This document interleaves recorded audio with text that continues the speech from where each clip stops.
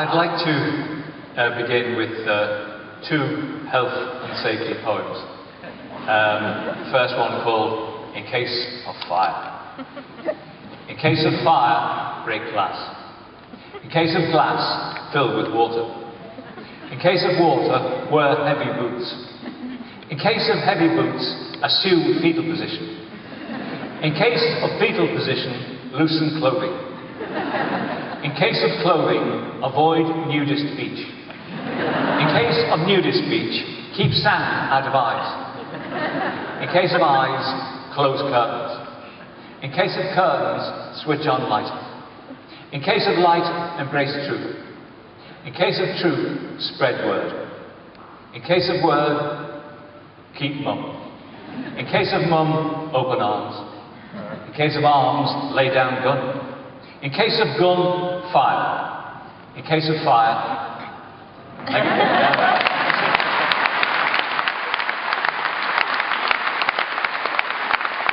Hearts and flowers.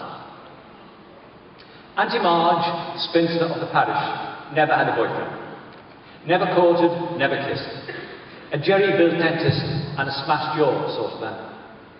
To her, life was a storm in a holy water pot, across which she breathed with all the grace and charm of a giraffe learning to windsurf.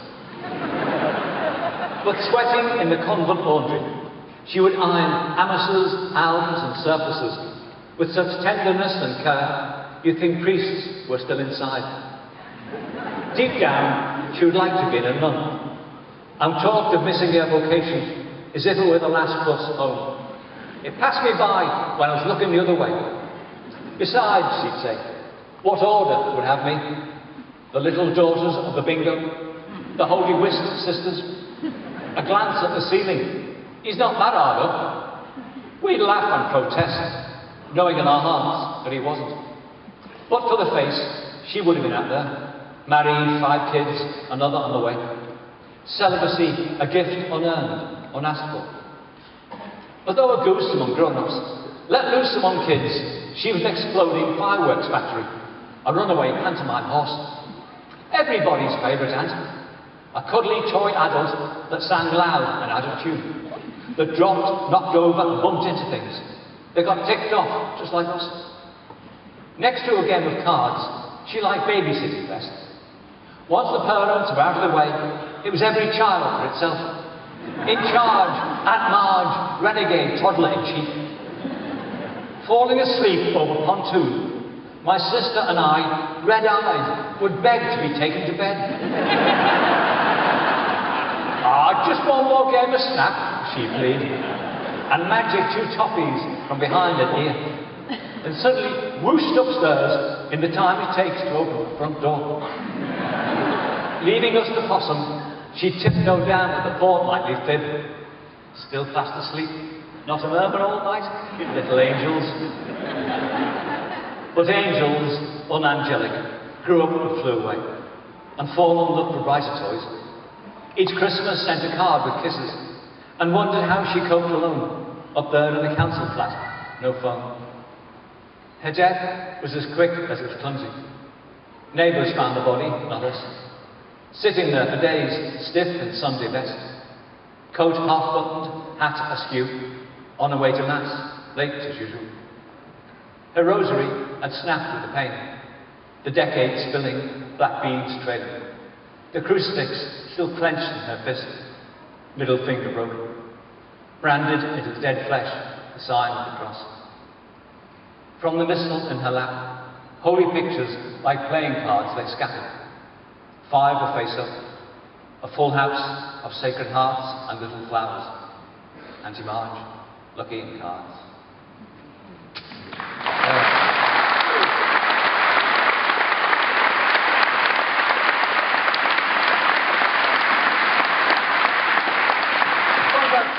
How we envy the infant McGoughs tucked up in bed.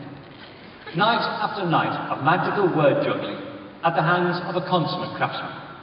How lucky they were. How grateful they must feel.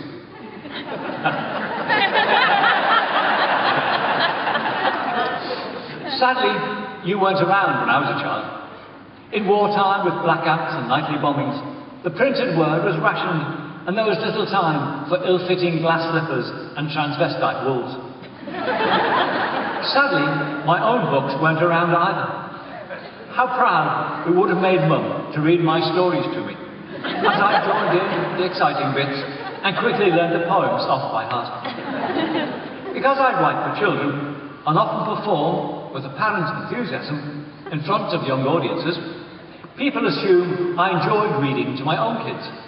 The bedroom aglow with lilting reassurance. Alas, bedtime stories, I let you down. Grim's the word. I yawned my way through the classics. Boring swiftly of fables and fairy tales, I would leave out great chunks. Once upon a time, there lived ever after at the end. I blame the war and the clash of opening times and bedtimes.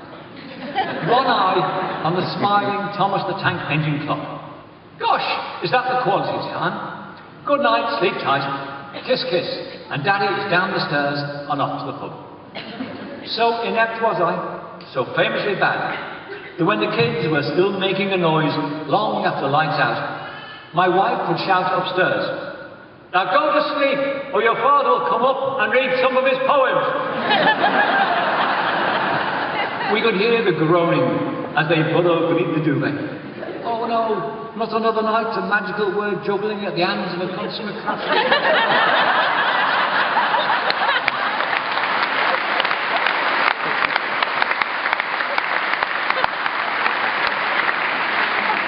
You read about the martyrs, being stoned for being Christian, or being stoned for believing in God, and, crucified and so forth. And you think, gosh, glad I don't live in those times. And then you read so much now in the papers, as you know, and in the media and so forth, as if, believing in something and having a way of life that's religious, that there's something wrong with you, as if you're stupid. Sorry, Richard. And so, anyway, so writing is often difficult to state your case, but you hope all your work is, in a sense, comes from that spark. Religion for helping me believe that I'm living a charmed life.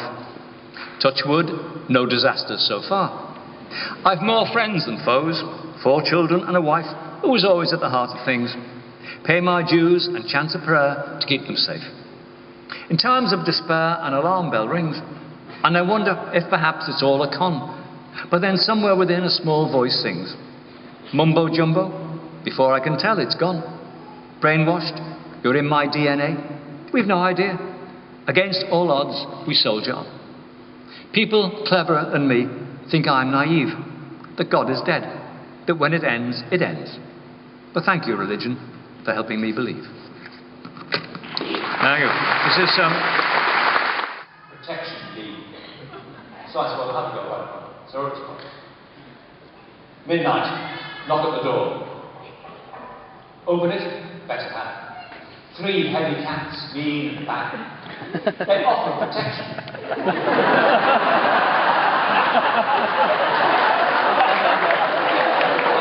I asked, what for?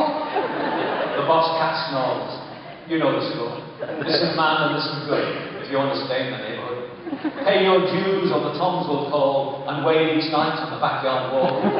Mangle the flowers, and as for the lawn, a smelly minefield awaits you in stone. These guys meant business without a doubt. 3 cans of tuna, I handed them out. They then disappeared like bats into hell, those bad, bad cats from the sea.